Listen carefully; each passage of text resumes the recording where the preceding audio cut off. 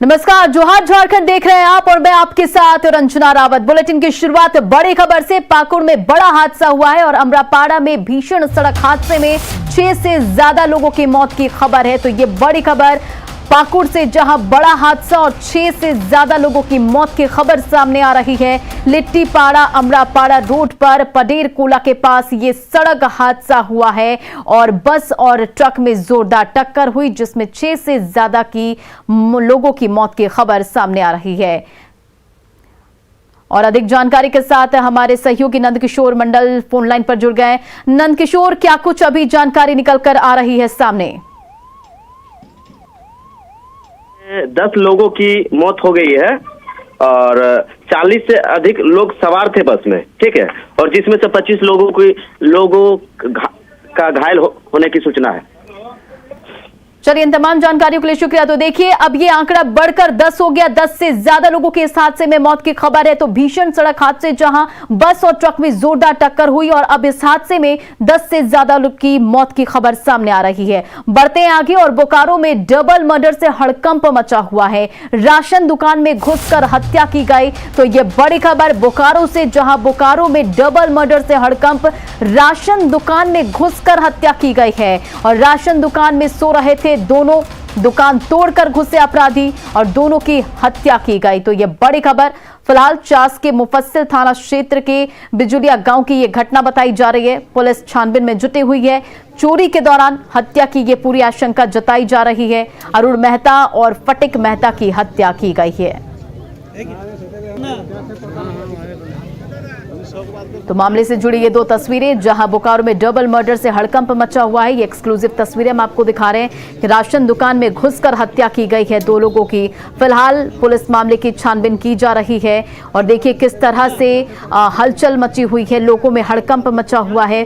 फिलहाल मौके पर पुलिस पहुंची है और मामले की छानबीन की जा रही है। घर से आए 7 बजे, हम नहीं आए, पहले मेरे माँ आई तो माँ आके देख के बेहोश हो गई। तो आके देखे हम बाहर से तो देख रहे हैं दोनों तरफ से 2 आदमी था, दोनों आदमी का दोनों तरफ से ब्लड निकल रहा था। पर क्या लग रहा है आपको, क्यों हुआ है ऐसा कुछ?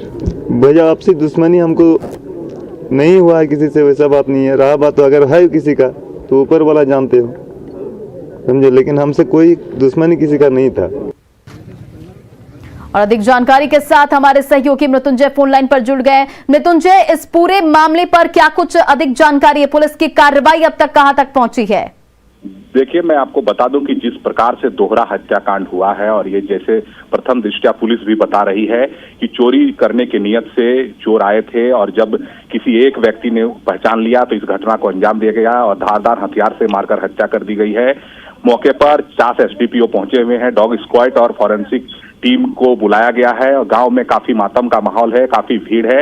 ये कहना है कि प्रतिदिन ये लोग सोते थे और इस तरह की घटना हुई है। एक मजदूर भी, फटिक धीवर है, जो यहीं पर रहता था और साथ में ही रहने का काम करता था। जिस प्रकार से घटना है, काफी लग रहा है कि हत्या की गई है और जो मामला है अभी फिलहाल जांच किया जा रहा है। अब हत्या किस कारणों से हुआ है, लेकिन गले से जो है पैसे गायब है। ऐसे में हम कह सकते हैं कि प्रथम दृष्टया चोरी करने की नियत से आकर जब पहचान हो गई तो हत्या किए जाने का मामला सामने आया। पुलिस जांच कर रही है, अब देखना आगे क्या होगा कि किस प्रकार डॉग स्क्वाड इस पर आगे अनुसंधान को आगे बढ़ाता है। जी, वाकई पुलिस की कार्रवाई के बाद क्या कुछ जानकारी निकलकर सामने आई कि इसका इंतजार होगा। तमाम जानकारियों के लिए बहुत बहुत शुक्रिया।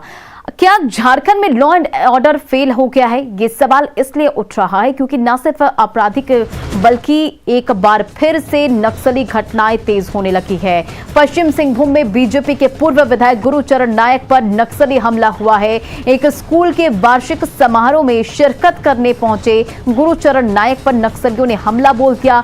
इस दौरान पूर्व विधायक के 2 बॉडीगार्ड की गला रेतकर हत्या भी कर दी गई। साथ ही उनके AK-47 की लूट भी ली गई है। और दूसरी ओर सिमडेगा में ग्रामीण ने पत्नी और मां के सामने एक व्यक्ति की हत्या कर दी।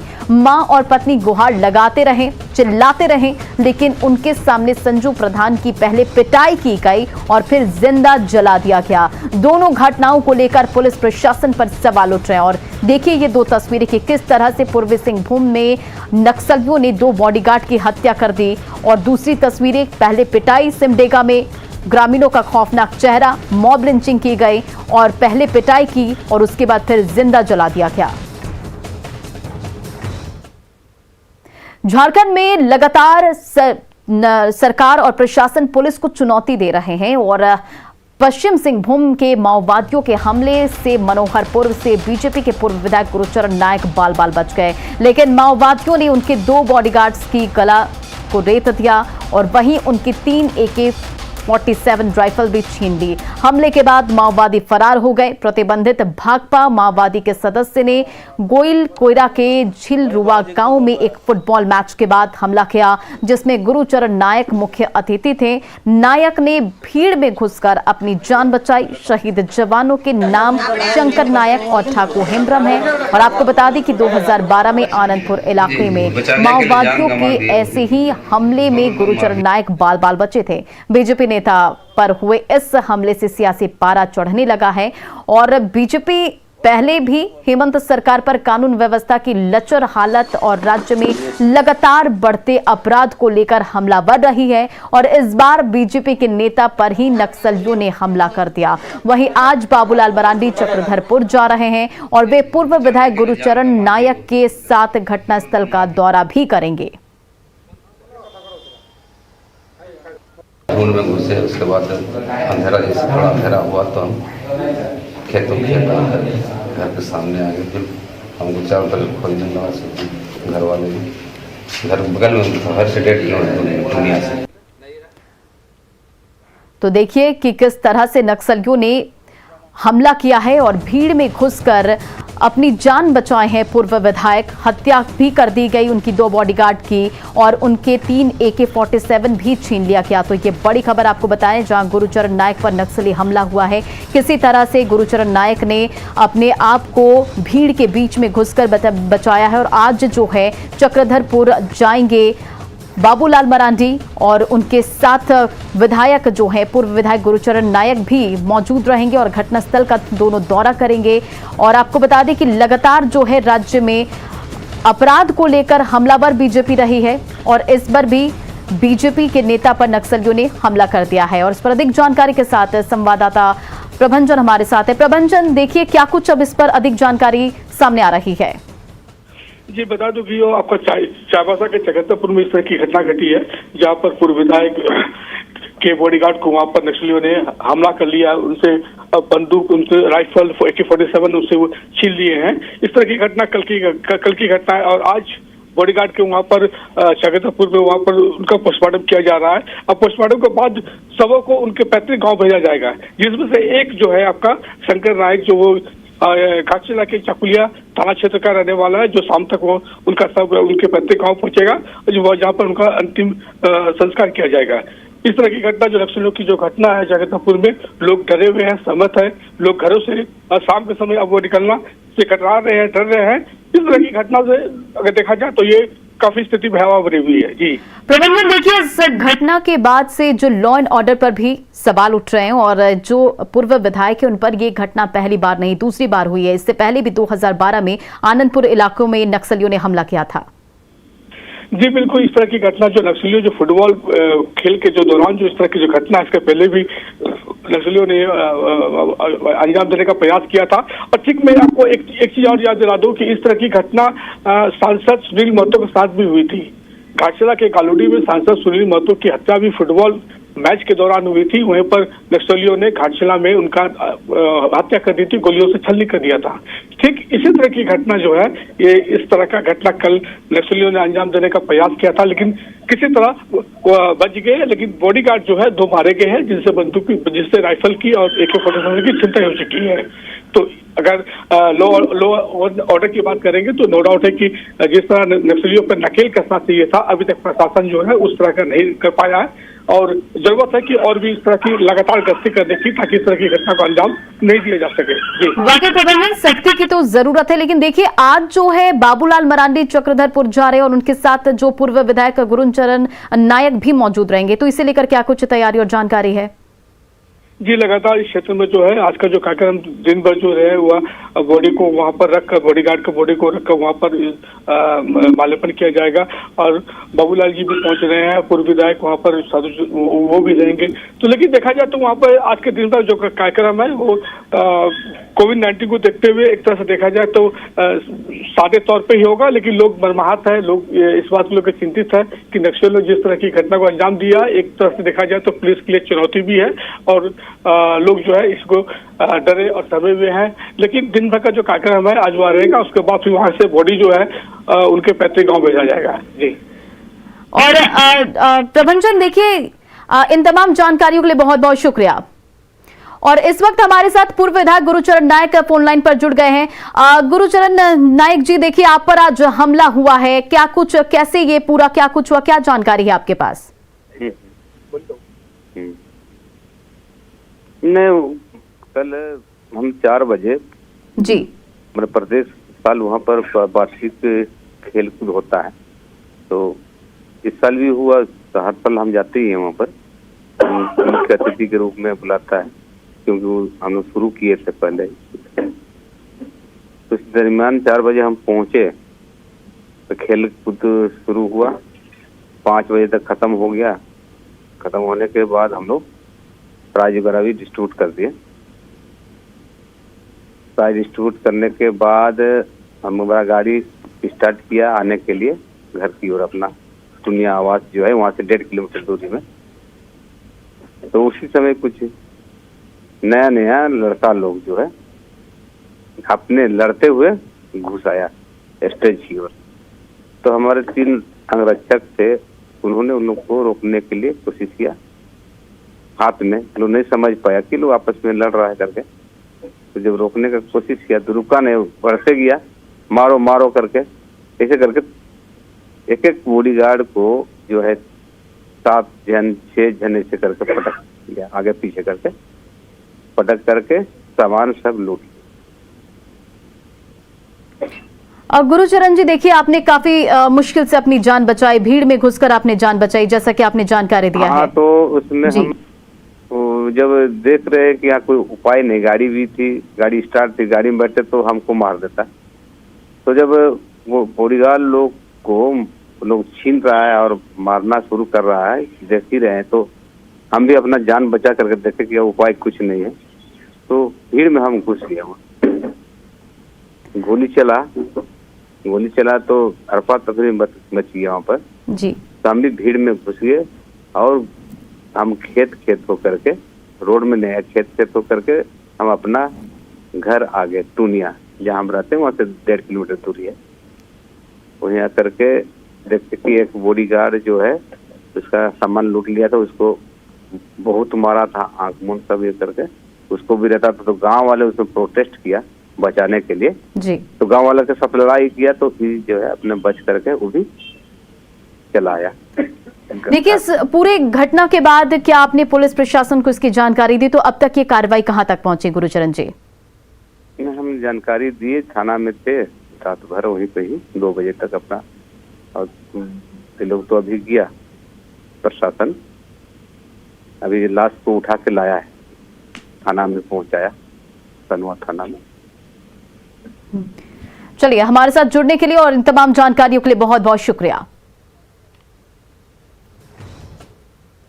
चलिए अब बात सिमडेगा की। सिमडेगा में भीड़ का खौफनाक चेहरा सामने आया है। कोलेबिरा इलाके में ग्रामीणों ने संजू प्रधान की पहले जमकर पिटाई की, फिर उसे जिंदा जला दिया और इस दौरान संजू की पत्नी और भाई गिड़गिड़ाते रहे, लेकिन संजू को बचाने की गुहार लगाते रहे, लेकिन पुलिस भी जो थी वो मूकदर्शक बनी रही।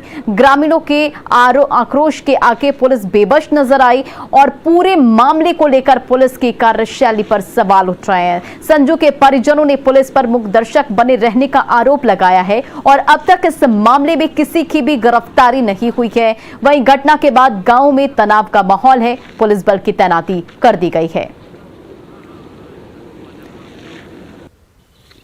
खींचते हुए ले गया, उसके बाद में वहाँ पर खड़ा किया और एकदम मारने ही स्टार्टिंग किया है ना।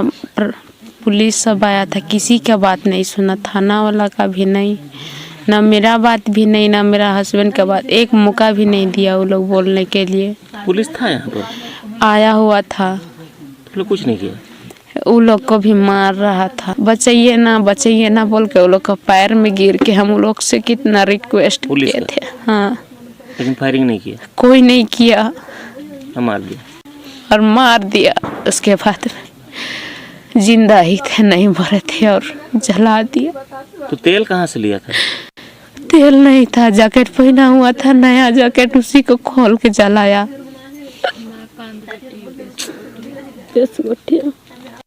के सामने मार दिया?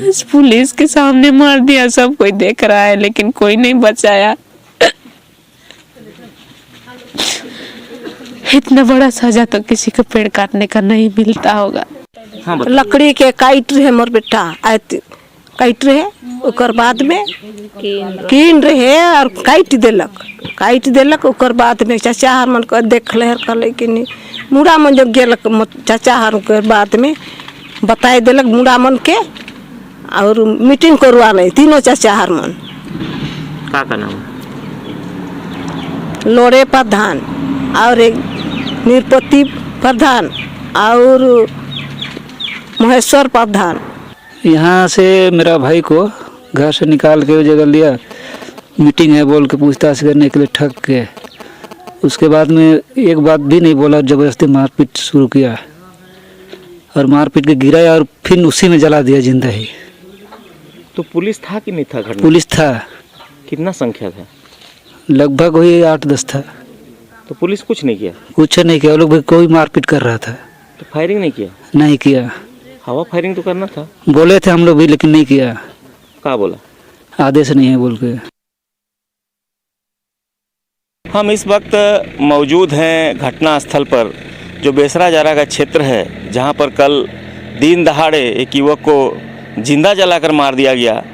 परिवार वाले विनती अनुनय करते रहे, क्योंकि पुलिसकर्मी भी यहाँ पर मौजूद थे, पर पुलिसकर्मियों के ऊपर भी हाथ चलाया भीड़ ने और पुलिसकर्मियों ने फायरिंग नहीं किया, जैसा परिवार वाले बता रहे हैं। जो मृतका की पत्नी है वो बता रही है कि हम लोगों ने पैर पकड़ा पुलिस का, पर उन्होंने कोई फायरिंग नहीं किया और हमारे पति को मार करके जिंदा ही जला दिया गया। वो मरे भी नहीं थे और जिंदा जला दिया गया। कितना अफसोसजनक ये घटना है। हेमंत सोरेन की सरकार है, सरकार आप देख लीजिए कि सिमडेगा पुलिस के रहते हुए हत्या हुई है और मोब लिंचिंग हुई है।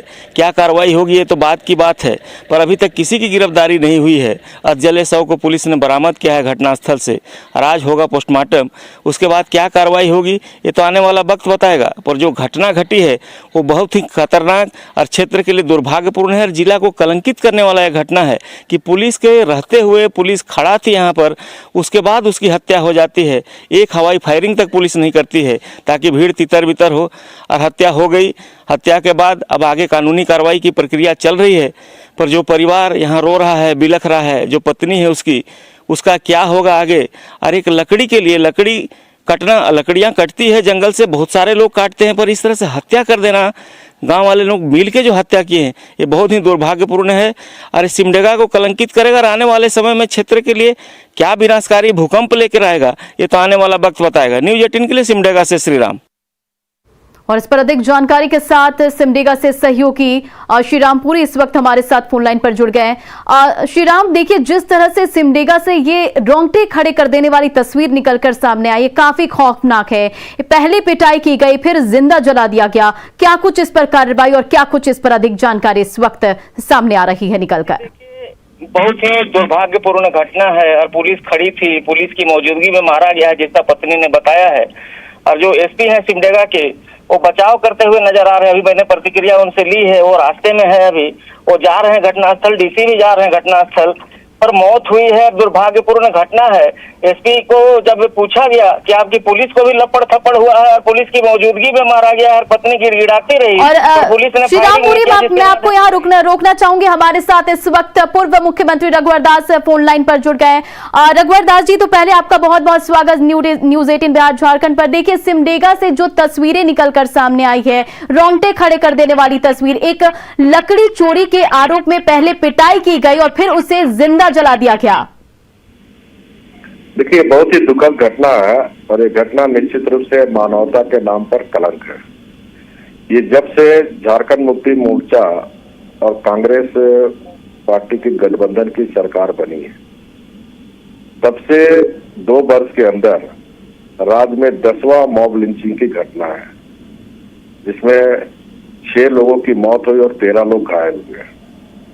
जब हमारी सरकार थी तो एक मॉब लिंचिंग में देश दुनिया में इन्होंने कांग्रेस पार्टी और झारखंड मुक्ति मोर्चा के लोग ने कलंकित करने का काम किया था। मैं आज कांग्रेस की अध्यक्षा श्रीमती सोनिया गांधी, राहुल गांधी जी से पूछना चाहता हूं कि जो आपकी सरकार बनने के बाद लगातार जो मॉब लिंचिंग घटना हो रही है, तो आज आप चुप क्यों हैं?